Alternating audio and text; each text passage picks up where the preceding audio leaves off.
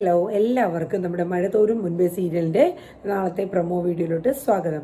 അപ്പോൾ നമ്മൾ കഴിഞ്ഞ ദിവസം നമ്മൾ കണ്ടായിരുന്നു അല്ലേ, നമ്മുടെ അലീന നമ്മളെ ബാലചന്ദ്രൻ സാറിന് ഫുഡൊക്കെ അവർ ഒരുമിച്ചിരുന്ന് ഫുഡൊക്കെ കഴിച്ചു. എന്നിട്ട് ബാലചന്ദ്രൻ അമ്മയുടെ റൂമിൽ പോയി ആ ഫോണിൽ നിന്ന് ഫോൺ റെക്കോർഡിംഗ് ഒക്കെ എടുത്ത് അത് റൂമിൽ ഇരുന്ന് കേൾക്കുകയും അതിൽ കേട്ടതോടുകൂടി അദ്ദേഹത്തിൻ്റെ ജീവിതത്തിൻ്റെ ആ ഒരു വഴിത്തിരിവ് തന്നെ മാറിപ്പോകുന്ന ചില സത്യങ്ങളാണ് അദ്ദേഹം അതിൽ നിന്ന് കേട്ടത് അല്ലേ. അതായത് ഇത്രയും നാൾ തൻ്റെ 3 മക്കളുടെ അമ്മയായ വൈജയന്തി താൻ സ്നേഹിച്ച് വിവാഹം കഴിച്ച തൻ്റെ ഭാര്യയ്ക്ക് ഒരു വിഹിത ബന്ധത്തിലൂടെ ഒരു കുഞ്ഞുണ്ടെന്നും ആ കുഞ്ഞാണ് ഈ അലീന എന്നുള്ള സത്യം അദ്ദേഹം മനസ്സിലാക്കുകയാണ്. സാധാരണ പതിവ് പോലെ ബാലചന്ദ്രൻ ഫുഡൊക്കെ കഴിച്ചു കഴിഞ്ഞാൽ അലീന ഒരു ലെമൺ ടീ ഒക്കെ കൊടുത്ത് അലീനയോട് പറഞ്ഞ് ഫ്രണ്ട് ഡോറൊക്കെ അടപ്പിച്ചിട്ടാണ് അദ്ദേഹം ഇറങ്ങിപ്പോകുന്നത്.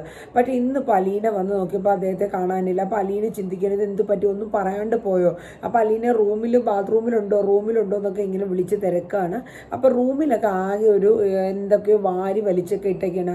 പഴയ ആൽബം അങ്ങനെ എന്തൊക്കെയോ ഡ്രോ തുറന്നിട്ടേക്കുന്നു, ഷെൽഫ് തുറന്നിട്ടേക്കുന്നു. ആകെ ഒരു ഇത് പറയാണ്ട് പോയി. അപ്പോൾ അലീന വിചാരിച്ചു എന്ത് പറ്റിക്കാണ് ഇന്ന് പറയാണ്ട് പോയത്, ഇനി എന്തെങ്കിലും തിരക്കായിട്ടാണോ അതോ ഇനി വിഷമം വല്ലതും ആയിട്ടാണോ, അങ്ങനെയൊക്കെയുള്ള പല ചിന്തകളും അലീനയുടെ ഉള്ളിൽ കടന്നു വന്നു. ആ സമയം അലീന നേരെ മുത്തശ്ശിയോട് ചെന്ന് പറഞ്ഞു, ഇന്ന് എന്താ സാറിന് പറ്റിയെന്ന് അറിയില്ല മുത്തശ്ശി, പറയാണ്ടാ പോയിക്കണേ, അതവൻ വല്ല തിരക്കായിട്ടും പോയേയിരിക്കും കൊച്ചിന്ന് മുത്തശ്ശി പറയണേ. അല്ല മുത്തശ്ശി, എങ്ങനെയാണെങ്കിലും സാറ് പോകുമ്പോൾ എന്നെക്കൊണ്ട് എൻ്റെ കയ്യിൽ നിന്ന് ലെമൺ ടീയും കുടിച്ച് ഡോറ് എന്നെക്കൊണ്ട് കുറ്റി ഇടിപ്പിച്ചിട്ടാണ് സാറ് പോയത്, എന്ത് പറ്റിയെന്നുള്ളത് അറിയില്ല എന്നൊക്കെയുള്ള സങ്കടത്തിൽ ഇരിക്കുകയാണ്. അപ്പോൾ അന്ന് വൈകിട്ട് നമ്മുടെ വൈജയന്തി ബാങ്കിൽ നിന്ന് വരികയാണ്. അപ്പോൾ ബബിതയും നമ്മുടെ കൃഷ്ണജയും നേരത്തെ തന്നെ കോളേജിൽ നിന്ന് സ്കൂളിൽ നിന്ന് വന്ന് ചായയൊക്കെ കുടിച്ചുകൊണ്ടിരിക്കുകയാണ്. അപ്പോൾ കോളിംഗ് ബെല്ല് വൈജയന്തി അടിച്ചപ്പോൾ വന്ന് തുറന്നത് ബബിതയാണ്. അമ്മയാണോ എന്ന് പറഞ്ഞിട്ട് ബബിത പോവാണ്.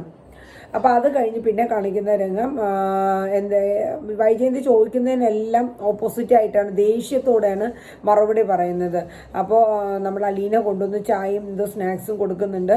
അപ്പോൾ കൃഷ്ണജയുടെ അടുത്ത് നിനക്കിന്ന് ട്യൂഷൻ ഇല്ലേന്ന് ചോദിക്കുമ്പോൾ അവൾ മിണ്ടാതിരിക്കണം. അപ്പോൾ ബബിത പറയുന്നുണ്ട്, അമ്മ മറുപടി പറയുന്നില്ലല്ലോ, അമ്മ പറയുന്ന പോലെ തന്നെ ഞങ്ങൾ പറഞ്ഞോളാം എന്നുള്ള ദേഷ്യത്തിന് ബബിതയെ മറുപടി പറയുന്നുണ്ട്. അതെ, എല്ലാവരും കൂടെ എന്നെ തോൽപ്പിച്ചോളൂ എന്നിങ്ങനെ നമ്മുടെ വൈജയന്തി പറയുന്നുണ്ട്. അപ്പോൾ നമ്മുടെ അലീന വന്നിട്ട് മാഡത്തിനോട് പറയാം, മാഡം ഇനി വിഷമിക്കേണ്ട, ഞാൻ എന്തായാലും 2 ദിവസത്തിനകത്ത് പോവാൻ തീരുമാനിച്ചിട്ടുണ്ട്. നാളെ പോയേനെ, പക്ഷേ കുറച്ച് തുണികൾ വാഷ് ചെയ്യാനുണ്ടായിരുന്നു. അപ്പോൾ അതുകൊണ്ട് ഞാൻ എന്തായാലും നാളത്തെ കഴിഞ്ഞ് പോകുന്നുണ്ടെന്ന് പറയുന്നുണ്ട്. എന്നിട്ട് അലീന പറയുന്നുണ്ട്, എനിക്ക് സാറ് കോമ്പൻസേഷനായിട്ട് 1,00,000 ഇത്രയും രൂപ തന്നിട്ടുണ്ട് എന്ന് പറയുന്നുണ്ട്. അത് കോമ്പൻസേഷനൊന്നും ആയിരിക്കത്തില്ല, അത് വേറെ എന്തെങ്കിലും ആയിരിക്കും. മാഡം എന്താണ് ഉദ്ദേശിക്കുന്നത്, മാഡം എന്താ ഉദ്ദേശിക്കുന്നത് വെച്ചാൽ അത് പറഞ്ഞോളൂ എന്നിങ്ങനെ അലീന ദേഷ്യപ്പെട്ട് മാഡത്തിനോട് ചോദിക്കുകയാണ്. അപ്പോൾ പറയുന്നുണ്ട് ആ നിമിഷത്തിൽ, അപ്പോൾ ബബിതയും കൃഷ്ണജി അടുത്ത് നിൽക്കുകയാണ്. ആ സമയത്ത് തന്നെ അലീന പറയുന്നുണ്ട്, നിങ്ങളുടെ മകനും നിങ്ങളുടെ മറ്റേ ഹരിയും കൂടെ ചേർന്ന്, രോഹിത് ഹരിയും കൂടെ ചേർന്ന് മയക്കുമരുന്ന് കലക്കി തന്ന് എന്നെ റേപ്പ് ചെയ്യാൻ ശ്രമിച്ച് അതിൽ നിന്ന് രക്ഷപ്പെടാൻ ഞാൻ സ്വയം മരിക്കാൻ ശ്രമിച്ച് കത്രികയിട്ട് എൻ്റെ വയറ്റിൽ കുത്തി, അത് ചെയ്തതിന് സാറ് തന്ന കോമ്പൻസേഷനാണ്. ഇത് കേട്ടപ്പോൾ ബബിതയും നമ്മുടെ കൃഷ്ണജിയെ അങ്ങ് ഞെട്ടിത്തെറിക്കുകയാണ്. ഇതെന്താണ് ഈ അലീന പറയണത്, അലീനച്ച് എന്താ ഈ പറയണേ, ഇത് ഈ വീട്ടിൽ നടന്ന സംഭവം, നമ്മുടെ ഏട്ടൻ രോഹിത് ചെയ്ത സംഭവങ്ങളോ ഹരിയും, അവരെ ആകെ പിള്ളേർ ഞെട്ടിത്തെറുകയാണ്. എന്നിട്ട് ഇതൊക്കെ കേട്ടിട്ട് അലീന ദേഷ്യപ്പെട്ട് പറഞ്ഞിട്ട് അലീന അങ്ങ് പോവാണ്. അപ്പോഴേക്കും നമ്മുടെ വൈജയന്തി ദേഷ്യപ്പെട്ട് പോയി റൂമിൽ പോവാണ്. അത് കഴിഞ്ഞിട്ട് നമ്മുടെ കൃഷ്ണജയും ബബിത ആകെ അന്തളിച്ച് നിൽക്കുകയാണ്. ഇതെന്താണ് ഇവിടെ പറയണത്, ഈ വീട്ടിൽ ഇങ്ങനെ ഒരു സംഭവങ്ങളൊക്കെ ഉണ്ടായോ എന്നൊക്കെ പിള്ളേരെ അന്തം വിട്ട് ഇങ്ങനെ ചിന്തിച്ച് നിൽക്കുന്ന സമയത്ത് നമ്മുടെ വൈജയന്തി കടന്നു വന്നിട്ട് പറയും, ഈ വീട്ടിൽ ഈ ഒരു മാറ്റർ ഇനി അലീനയുമായിട്ട് നിങ്ങൾ സംസാരിക്കരുത്, ഞാൻ അതുകൊണ്ടാണ് പറഞ്ഞത് അലീന പോകട്ടെ എന്ന്. അപ്പോൾ തെറ്റ് ചെയ്തവന് ഒരു ശിക്ഷയില്ലേ, അവന് ഞാൻ എൻ്റെ കൈയുടെ എല്ല് ഒടിയുന്നവരെ ഞാൻ അവനെ തല്ലി, അതുപോലെ ഹരീനെ മനു വേണ്ടുവോളം തല്ലു കൊടുത്തിട്ടുണ്ട്. അതാണോ അമ്മ ഇതിനുള്ള തെറ്റ്, നാളെ എനിക്കാണ് ഈ ഗതി വന്നെങ്കിൽ ഇതാണോ ചെയ്യുന്നത്? ഞാൻ പറഞ്ഞല്ലോ, വൈജയന്തി പറയുന്നുണ്ട്, ഞാൻ ഇതിനെക്കുറിച്ച് വേറെ ഒരു സംസാരമോ കാര്യങ്ങളോ ഒന്നും വേണ്ട എന്നിങ്ങനെ പറയുന്നുണ്ട്. അങ്ങനെ നേരം സന്ധ്യയായി കഴിഞ്ഞു. ആയ സമയത്തും അലീന പോണ കാര്യങ്ങളൊക്കെ ഓർത്ത് ഇങ്ങനെ ഇരിക്കുകയാണ്. അപ്പോൾ കൃഷ്ണജ കുട്ടിക്ക് വല്ലാത്തൊരു സങ്കടമാണ്. ഇത്രയും നാളും ചേച്ചി ഉള്ളപ്പോൾ ഒരു സ്വന്തം ചേച്ചീനെ പോലെയായിരുന്നു എനിക്ക്. അപ്പോൾ കൃഷ്ണജ പറഞ്ഞു, അലീന പറഞ്ഞു, അതൊക്കെ ശരിയാവുമ്പോൾ ഞാൻ പോയി കഴിയുമ്പോൾ ഈ വീട്ടിലെ ഒരുപാട് പ്രശ്നങ്ങളൊക്കെ ഒന്ന് ഒതുങ്ങിക്കോളും. എന്ത് പ്രശ്നങ്ങൾ ഒതുങ്ങാൻ, ഇത്രയും നാളും അമ്മ നമ്മുടെ ഒരു കാര്യം പോലും ഇതുവരെയും ശ്രദ്ധിച്ചിട്ടില്ല. പിന്നെ ഇനി എന്ത് കാര്യമാണ് അമ്മ ശ്രദ്ധിക്കണേ, അമ്മയുടെ ഭാഗത്തു നിന്നുമുള്ള ഒരു കെയറിങ് പോലും എനിക്കോ ബബിതേജിക്കോ രോഹിത് ഏട്ടനോ ഞങ്ങൾക്ക് കിട്ടിയിട്ടില്ല. എന്തിനാണ് അമ്മ നേരം വെളുക്കുമ്പോൾ എഴുന്നേക്കും, ചായ കുടിക്കും, ബ്രേക്ക്ഫാസ്റ്റ് കഴിക്കും, അമ്മ റെഡിയായി ബാങ്കിൽ പോകണു, വൈകിട്ട് തിരിച്ചു വന്നു, അമ്മയുടെ കാര്യങ്ങൾ നോക്കണു, ഫുഡ് കഴിക്കുന്നു, കിടക്കണു. ഇതിലെപ്പോഴാണ് ഞങ്ങൾക്ക് ഒന്ന് സ്നേഹിക്കാൻ പോലും ഞങ്ങളുടെ അമ്മയ്ക്ക് കഴിഞ്ഞിട്ടില്ല. ഇതിനൊക്കെ മുന്നേ കുറേ സർവൻസൊക്കെ നിന്നിട്ടുണ്ടായിരുന്നു. അവരെന്താണ് കുറേ അയൽവക്കത്തുള്ള കുറേ നുണയും കെണിയും അമ്മമാരുടെ അടുത്ത് പറഞ്ഞു കൊടുക്കുക. അതൊക്കെ കേട്ട് രസിക്കാൻ അമ്മയും കുറച്ച് പഞ്ചസാരയും സോപ്പൊടി സാധനങ്ങളൊക്കെ അടിച്ചു മാറ്റിക്കൊണ്ട് പോണ കുറേ വേലക്കാർ. അലീനേച്ചി പോലെ സ്വന്തം വീട് പോലെ നോക്കുന്ന ഏതെങ്കിലും ഒരു സർവൻറ്റിനെ ഇനി അമ്മയ്ക്ക് കിട്ടുമോ? സ്വന്തം മക്കളെ നോക്കുന്ന പോലെ, അനിയത്തിമാരെ നോക്കുന്ന പോലെയല്ലേ ഞങ്ങളെയൊക്കെ നോക്കുന്ന എന്നൊക്കെ പറഞ്ഞ് കൃഷ്ണജ കുറേ പരിഭവം പറയുകയാണ്. അപ്പോൾ അലീന പറഞ്ഞു അതൊക്കെ ശരിയായിക്കോളും, നിനക്കും ഇച്ചിരി നുണ പറയുന്നുണ്ടല്ലോ, സ്വന്തം അമ്മയെക്കുറിച്ചാട്ടോ ഇങ്ങനെയൊക്കെ പറയണതെന്ന് ഓർത്തോണം.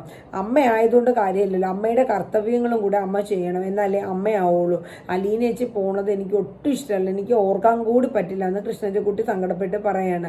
അതൊക്കെ ശരിയായിക്കോളൂ എന്ന് അലീന പറയുന്നുണ്ട്. പിന്നെ കാണിക്കുന്ന രംഗം വൈകിട്ടായി. അപ്പോൾ വൈകിട്ടായിട്ട് നമ്മൾ ബാലചന്ദ്രൻ വരുന്ന ടൈമായിട്ടും കാണുന്നില്ല. അപ്പോൾ രാത്രി ഏറെ വൈകിട്ടും കാണാഞ്ഞതുകൊണ്ട് വൈജയന്തി ബാലേന്ദ്രൻ്റെ ഫോണിലോട്ട് വിളിക്കുകയാണ് എന്ത് പറ്റിയെന്ന് അറിയാൻ വേണ്ടി. പക്ഷേ ഫോണ് കിട്ടുന്നില്ല, സ്വിച്ച് ഓഫ് ആണ്. അപ്പോൾ നമ്മുടെ അലീനയ്ക്ക് ഓൾറെഡി ഒരു ടെൻഷനാണ്, സാറിന് എന്ത് പറ്റി, ഒന്നാമത് ഇന്ന് ആകെ ഒരു വശപിശകാക്കി ആയിട്ടാണ് ആൾ പോയിക്കുന്നത്. അപ്പോൾ മേഡം വിളിച്ചിട്ട് കിട്ടുന്നില്ല എന്നും കൂടെ കേട്ടപ്പോൾ അലീനയ്ക്ക് ആകെ സങ്കടമായി. പിന്നെ അലീന നമ്മുടെ വൈജയന്തി നേരെ കടയിലോട്ട് വിളിച്ചു. കടയിൽ വിളിച്ചപ്പോൾ ഉച്ച കഴിഞ്ഞ് സാർ ഇന്ന് വന്നിട്ടില്ലല്ലോ മേഡം എന്ന് കടയിലെ സ്റ്റാഫ് പറഞ്ഞായിരുന്നു.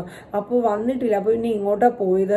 വൈജയന്തിക്കും ആകെ ടെൻഷനാണ്. വൈജയന്തി ഏറ്റവും വേണ്ടപ്പെട്ട കുറേ ഫ്രണ്ട്സിനെയും വിളിച്ചു നോക്കി. അപ്പോൾ ആരും ഇല്ല, കണ്ടിട്ടില്ല എന്നാണ് പറഞ്ഞത്. ആകെ ടെൻഷൻ, ഇത് എന്ത് പറ്റി, ഇത് ആരോടും ഒന്നും പറയാണ്ട് ഈ ഫോണ് സ്വിച്ച് ഓഫ് ചെയ്തിട്ട് ഇത് എങ്ങോട്ടാണ് പോയിക്കണത്, ഒരു പിടുത്തവുമില്ല വൈജയന്തിക്ക്. അപ്പോൾ ഇതൊക്കെ കേട്ട് മനസ്സിലാക്കിയ കൃഷ്ണജ നേരെ ചെന്ന് അലീന ചേച്ചിയോട് പറയുകയാണ് ഇന്നതുപോലെയൊക്കെയാണ് ചേച്ചി സംഭവം, അച്ഛനെ ഇതുവരെ വിളിച്ചിട്ടും കിട്ടുന്നില്ല, അമ്മയ്ക്കും ഞങ്ങൾക്കൊക്കെ ആകെ ടെൻഷനാണെന്ന് നമ്മുടെ കൃഷ്ണജ അലീനയോട് പറയുന്നുണ്ട്. ഒക്കെ കേട്ടിട്ട് നമ്മുടെ അലീനയ്ക്ക് ആകെ ടെൻഷൻ ആവുകയാണ്. ഇന്ന് റൂമിൽ കണ്ട രംഗങ്ങളും ഇതും കൂടെ കേട്ടപ്പോൾ എന്തോ ഒരു പന്തികേടുണ്ട്. ഇനി സാർ എന്തെങ്കിലും സത്യാവസ്ഥകൾ അറിഞ്ഞോ, അതോ സാറിന് രോഹിത്തിൻ്റെ കാര്യത്തിൽ എന്തെങ്കിലും മനപ്രയാസമായിട്ടാണോ? അലീനയ്ക്ക് ആകെ മനസ്സിൻ്റെ സമാധാനം ഇല്ല. എൻ്റെ രേവതി കുട്ടിയെ വിളിക്കുന്നുണ്ട്. അപ്പോൾ രേവതി കുട്ടി പറയുന്നുണ്ട് ചേച്ചി എന്തായാലും അവിടെ നിന്ന് പോരും, ഇവിടെ മാമച്ചൻ എന്തെങ്കിലും ഒരിടത്ത് പണി ശരിയാക്കി തരും, പിന്നെ വരുമ്പോൾ പറയേണ്ട കാര്യങ്ങളെല്ലാം പറഞ്ഞിട്ട് വരണം എന്നൊക്കെ പറഞ്ഞു കൊടുക്കണം രേവതി കുട്ടി. എന്തായാലും സാർ ഇതുവരെ വന്നിട്ടില്ല മോളെ, എന്തായാലും നോക്കട്ടെ, ഞാൻ എന്തായാലും വിളിക്കാമെന്ന് പറഞ്ഞിട്ട് വെക്കുന്നുണ്ട്. അത് കഴിഞ്ഞ് പിന്നെ നമ്മുടെ അലീന നമ്മുടെ ഇനി മനുവേട്ടൻ എങ്ങാനും അറിയായിരിക്കുമോ, ഇനി മനുവേട്ടനും സാറും കൂടെയാണോ എങ്ങോട്ടെങ്കിലും പോയിക്കുന്നത്, അങ്ങനെ കരുതിയിട്ട് അലീന നേരെ മനുവേട്ടനെ വിളിക്കണം. അപ്പോൾ മനു വിളിച്ചപ്പോൾ തന്നെ വിശേഷങ്ങളൊക്കെ ചോദിക്കുകയാണ്. അത് കഴിഞ്ഞിട്ട് മനുവിൻ്റെ അടുത്ത് അലീന പറയുന്നുണ്ട് മനുവേട്ടൻ ഇങ്ങനെ സാറിനെ കാണുന്നില്ല, ഉച്ച കഴിഞ്ഞ് കടയിലും പോയിട്ടില്ല, പിന്നെ ഇന്ന് ഉച്ചയ്ക്കൊക്കെ സാധാരണ എൻ്റെ അടുത്ത് പറഞ്ഞിട്ടും ലെമൺ ടീ ഒക്കെ കുടിച്ചിട്ടാണ് പോകണം, ഇന്ന് പതിവിലും എല്ലാം വ്യത്യസ്തമായിട്ടാണ്. ഇനി രോഹിത്തിൻ്റെ കാര്യത്തിൽ എന്തെങ്കിലും മനപ്രയാസം കൂടിയിട്ടാണോ എന്ന് എനിക്കറിയില്ല, എങ്ങോട്ടായിരിക്കും പോയത്, വിളിച്ചിട്ടും കിട്ടുന്നില്ല, അങ്കിൾ എങ്ങോട്ട് പോകാനാണ്, എന്ത് പറ്റിക്കാണോ എന്നുള്ള രീതിയിൽ നമ്മുടെ മനുവും ചിന്തിച്ച് നിൽക്കുകയാണ്. അപ്പോൾ ആകെ എല്ലാവർക്കും, അപ്പം നമ്മുടെ വൈജയന്തി മക്കളും എല്ലാവരും ആകെ വിഷമിച്ച് സങ്കടപ്പെട്ട് നിൽക്കുകയാണ്. അപ്പോൾ നമ്മുടെ ബാലചന്ദ്രൻ്റെ ഇപ്പോഴത്തെ സിറ്റുവേഷൻ എന്ന് പറഞ്ഞാൽ എന്തായാലും ഇതിൻ്റെ സത്യാവസ്ഥ എന്താണെന്ന് കണ്ടെത്തണം. തന്നെ വൈജയന്തിക്ക് ഇതിന് മുന്നേ ഉണ്ടായ ആ വിഹിതം എവിടെ വെച്ചാണ്, ആഗ്രയിൽ വെച്ചാണോ അതോ തിരുവനന്തപുരത്ത് വെച്ചാണോ, ഇത് എവിടെ വെച്ചാണ് അലീന ജനിച്ചതെന്നും ഇതിനെ സംബന്ധിക്കുന്ന എല്ലാ സത്യങ്ങളും തനിക്ക് മനസ്സിലാക്കണം എന്ന് മനസ്സിൽ ഉറപ്പിച്ച് തന്നെയാണ് ബാലചന്ദ്രൻ അവിടെ നിറങ്ങിയത്. അതിന് വേണ്ടുന്ന തെളിവുകളാണ് റൂമിൽ നിന്ന് എടുത്തത്. നേരെ ബാലചന്ദ്രൻ അന്നേരം ഹൈവേ വഴി കത്തിച്ച് വിട്ടാണ് വണ്ടി ഓടിച്ചു പോകുന്നത്. മൈൻഡിൽ ഈ ഒരൊറ്റ ചിന്തയും അലീനയുടെയും വൈജയന്തിയുടെയും കാര്യങ്ങൾ മാത്രമാണ് ബാലചന്ദ്രൻ ചിന്തിച്ച് പോകുന്ന വഴിക്ക് ബാലചന്ദ്രൻ ഒരു സ്ഥലത്ത് റൂം എടുക്കുന്നുണ്ട്. റൂം എടുത്തിട്ടും അവിടെ ചെന്നിട്ട് അദ്ദേഹത്തിന് ഇരിക്കാനോ എന്ന് വെച്ചാൽ മനസ്സ് അത്രയ്ക്ക് ഡെസ്പായിട്ട് തൻ്റെ ജീവിതം, തൻ്റെ 3 മക്കള്, ഇത്രയും നാൾ താൻ സ്നേഹിച്ച് വിവാഹം കഴിച്ച് 20 വർഷത്തോളമായി തൻ്റെ ഭാര്യ, ഇത്രയും ആ ഒരു വിശ്വാസം അദ്ദേഹത്തിന് നഷ്ടപ്പെട്ടു പോകുന്ന ഒരു സിറ്റുവേഷനാണ്. എന്ത് ചെയ്യണം, ഏത് ചെയ്യണം, ആരായാലും എങ്ങനെയായിരുന്നു ഇതിനു മുന്നേ, അലീനയുടെ അച്ഛൻ ആരാണ്, വൈജയന്തിക്ക് എന്താണ് ആ 3 വർഷത്തിനുള്ളിൽ സംഭവിച്ചത്, അങ്ങനെ പല കാര്യങ്ങളും നമ്മുടെ ബാലചന്ദ്രൻ്റെ മനസ്സിൽ ഇങ്ങനെ മാറി മാറി വന്നുകൊണ്ടിരിക്കുകയായിരുന്നു.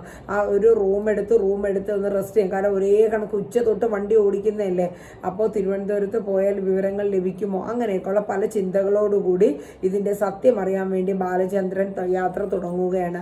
അപ്പോൾ ഇനി വരും ദിവസങ്ങളിൽ എന്തൊക്കെയാണ് നമ്മുടെ മഴതോരും മുൻപേ സീരിയലിൽ വരാൻ പോകുന്നതെന്നും, ഇനി വൈജയന്തിയുടെ ജീവിതത്തിലെ എന്താണ് സംഭവിക്കാൻ പോകുന്നതെന്നും, അലീന ഇനി എന്താ ചെയ്യാൻ പോകുന്നതെന്നും, ബാലചന്ദ്രൻ ഇനി വീട്ടിലോട്ട് വരില്ലയോ, അങ്ങനെയൊക്കെയുള്ള ഒരുപാട് ചോദ്യങ്ങളുടെ ആ ഒരു ഇതാണ് നമുക്ക് ഇനി വരുന്ന എപ്പിസോഡുകളിൽ നിന്ന് കിട്ടേണ്ടത്. അപ്പോൾ നമുക്ക് എന്തായാലും കാത്തിരിക്കാം. അപ്പോൾ നമ്മുടെ മഴതോരും മുൻപേ സീരിയലിൻ്റെ ഒരു പ്രൊമോയുടെ ഒരു ഇൻട്രോ മാത്രമാണ് ഞാൻ പറഞ്ഞത്. ഇനി വരുന്ന ദിവസങ്ങളിൽ നമുക്ക് കാണാം. വളരെ വൻ ട്വിസ്റ്റുകളാണ് ഈ സീരിയൽ വരാൻ പോകുന്നത്. അപ്പോൾ എന്തായാലും നമുക്ക് കാത്തിരിക്കല്ലേ. അപ്പോൾ അതുവരെ നമ്മുടെ വീഡിയോസൊക്കെ ഒന്ന് കണ്ടിഷ്ടപ്പെടുകയാണെങ്കിൽ ലൈക്ക് ചെയ്യാനും ഷെയർ ചെയ്യാനും ഹൈപ്പ് ചെയ്യാനും നിങ്ങളുടെ വിലയേറിയ അഭിപ്രായങ്ങൾ കമൻറ്റ് ചെയ്യാനും മറന്നു പോകരുത്. നമ്മുടെ ഈ കുഞ്ഞു ചാനൽ ഇതുവരെ സബ്സ്ക്രൈബ് ചെയ്തിട്ടില്ലെങ്കിൽ ദയവായിട്ട് എല്ലാവരും നമ്മുടെ ചാനലൊക്കെ ഒന്ന് സബ്സ്ക്രൈബ് ചെയ്ത് സപ്പോർട്ട് ചെയ്ത് തരാം കേട്ടോ. അപ്പോൾ എല്ലാവർക്കും നല്ലൊരു ഡേ ആവട്ടെ എന്ന് കരുതുന്നു. Tata, bye bye, take care, thank you.